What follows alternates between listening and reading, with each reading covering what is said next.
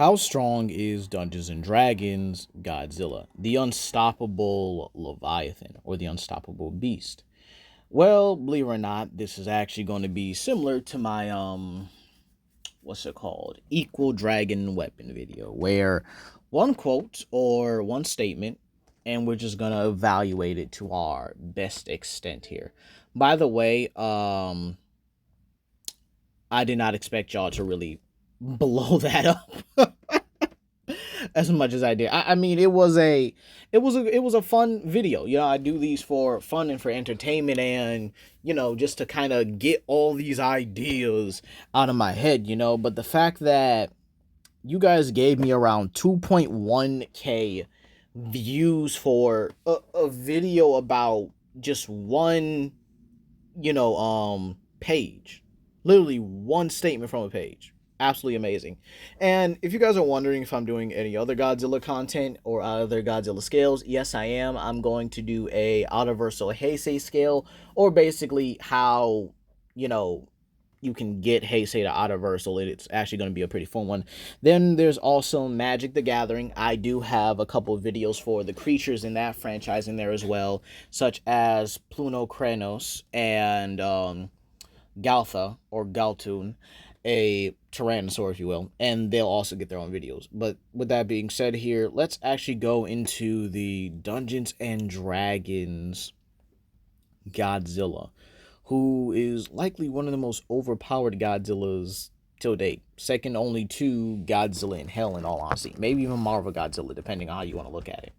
But yeah, it is confirmed that there is nothing in this game system that that can kill Godzilla. And this is pretty important because of the certain tiers and how it works. But let me actually explain Dungeons and Dragons real quick. So, in the beginning, there was Asgarath, a dragon with unparalleled power, right? And so he created the multiverse. Now, Dungeons and Dragons multiverse is pretty simple, straightforward, right? There are three planes: the material plane, the ethereal plane, and then the outer plane. And then encompassing around that is an abyss. Now, all of these planes, the three I just named, mind you, not the abyss. The abyss itself is just, a whole black void. Now, all these three planes all have infinite layers. There's nothing else about it. Oh, wait, I almost forgot. There are also other planes that exist within these three planes. And keep in mind, the material plane is the basic universe, if you will. So the Dungeons and Dragons multiverse, or the Dungeons and Dragons mainline universe, also contains many other universes, meaning the mainline universe is its own multiverse. However, the ethereal plane is where all the elements exist, and those are also considered universes as well, that pretty much consist of infinite layers. So imagine an infinite layered amount of lightning being blasted at somebody. I know, crazy, ain't it? And then you also have the outer plane, which is where the higher deities actually exist. So, with that being said, you also have one more important thing, that being the rank. Now, the ranking system is for specifically the beings in the cosmology, and this is important because the rank of a being determines how much they can actually bend or actually control in the cosmology. So certain beings will not be able to do what another person can do. Some of the certain beings cannot use higher level spells because of how, lower rank they are. Now, let's talk about the first of the highest ranking beings in the cosmology, that being the dragons. The dragons themselves are above the likes of Terraskew. Now, Terraskew is confirmed, excuse me, to be the mightiest creature, on the most dreaded creature on the material plane. You might say, legendary, okay, how does that really compare to the dragons themselves? I'm glad you asked that. It's actually confirmed that the dragons at their adult stages, mind you, so no young ones, okay? No young dragons would compare to Terraskew. However, the adult ones would comparably be above the likes of Terraskew. And Terraskew, being the most dreaded creature and one of the most powerful creatures of the material plane, would scale above a large majority of these other creatures, such as the likes of Python, who is on the lower end of the scale, but again, he is a nice little reference, and he can heat the core, or basically ignite the cores of entire planets. Basically a phantom that bends fire. However, this is where we get to the Leviathan, who will be having his own video very soon once we get to the kaiju section, alright?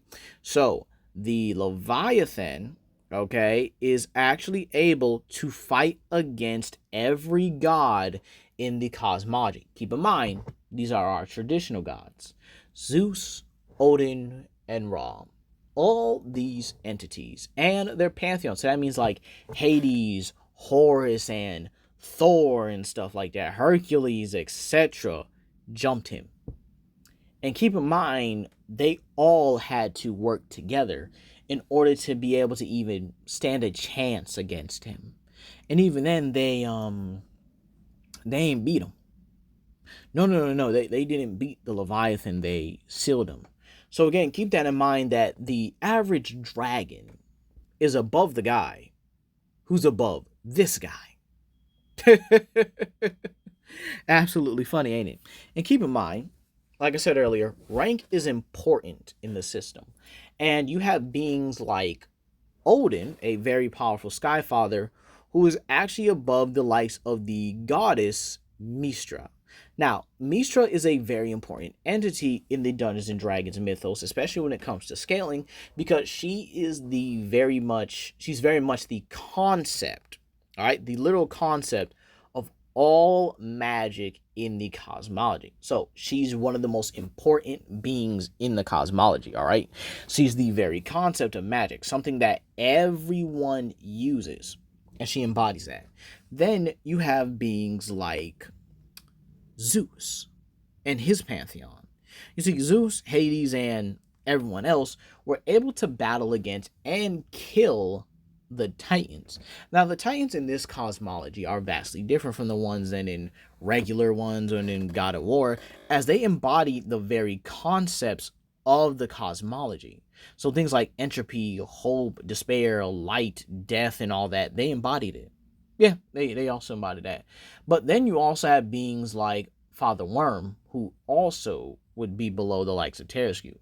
And this is where we get into the far realm, where he's able to not only move through it, but transcend it as well. You see, Father Worm being able to transcend the far realm is basically him transcending a realm that has no form of time and space. No form of, or concept of it, I should say. So him being able to transcend a realm that has no concept of time and space, and the dragons would simply flick this dude, like just tail whip him and be done with it. Like they could probably blink and he'd be gone. That's how powerful these dragons are. They're the strongest creatures on the material plane. And here's Godzilla being able to casually beat them. No matter how versatile and how powerful they are, they would honestly be no match for them. But then we get into basically what I like to call tier 2. And this would basically be the higher entities. Start off with the Serpent, right? One of the least well-known members of the D&D mythos. So the Serpent is actually powered by all the magic in the cosmology. Mystra is his power source. Yeah, crazy. So this means that the Serpent, with every bit of magic in one singular blast, can't beat him. I know, crazy. Then there's the Lady of Pain. The Lady of Pain is a very, and I mean very powerful entity. And keep in mind, we're like past the material plane at this point. We're like in the outer plane as well. So at this point, yeah, D&D Godzilla is just casually strolling through these guys because he can. They can't harm him. They can't do anything to him except maybe just like slow him down. Even then, that might not even work, you know. It's just absolutely ridiculous. But the fact that characters like Mystra and, you know, the gods are simply below these entities by a decent amount, by a significant amount, mind you, these guys would like pimp slap them. And keep in mind, Tiamat, the mother of dragons, is also on this plane.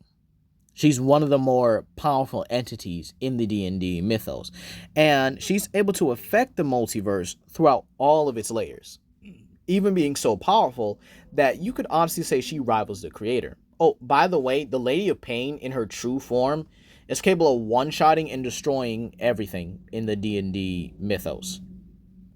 Yeah, I know, it's absolutely crazy, ain't it?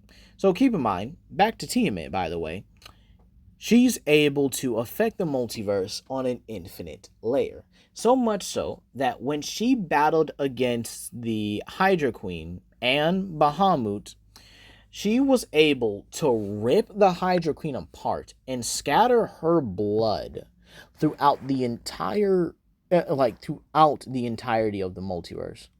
Like, it did not matter what realm it was in. It did not matter where this blood went. She scattered it like it was nothing, just casually. And this blood winded up creating hydras. Yeah, I know. It's absolutely ridiculous. It didn't matter what planet they hit, by the way. So as long as they hit somewhere, that blood was converted into something just unholy altogether. So not only did excuse me so not only did she Tiamat do something this crazy, but she was able to affect every realm, every universe on an infinite level, or an infinite layered level. But then we got the big guy of this group, Ao, or Al, if you will. And Al is capable of just anything. It doesn't matter what everyone else can do. He simply is above it. He's, I guess you could honestly, you could just say he's just that guy. Yeah, that's all it really is. He's just that guy. He's able to transcend. He's able to outdo everyone here. He is so powerful, right? That he is beyond the literal definition, the literal concepts, mind you, of divine ranking. Meaning they can't do anything to him. And here's the funny part. If he just feels like just because he can do it right, he can simply snap his fingers and take away your ranking. He can make you lower than a demon lord who is only a three-dimensional being compared to everyone I just named on this list, minus Pathan. So keep that in mind. He can be that petty to where he can just be like, you know what? Since you want to disrespect me, how about I take away your ranking? Just snaps his fingers, and then there you go. You ain't got nothing. No ranking, no power, no nothing. You can't even get your stuff back without going through him. Bro is basically like a Discord is like a Discord leader. Bro could take away everything from you. You can't do nothing about it. I know, crazy, ain't it? And then you have the Luminous being, who's just above everybody. He's just the highest ranking being in all of this here. And the funny part is, Dungeons and Dragons Godzilla just casually walks through this like it's nothing. Nothing in this game can kill him or even manage to beat him entirely. So, with that being said, I think it's pretty simple. D&D Godzilla gets to outer with ease, and you could possibly get him high outer if you want to. But that's going to be all for today, guys. Please comment down below, like and subscribe, and share it with your friends.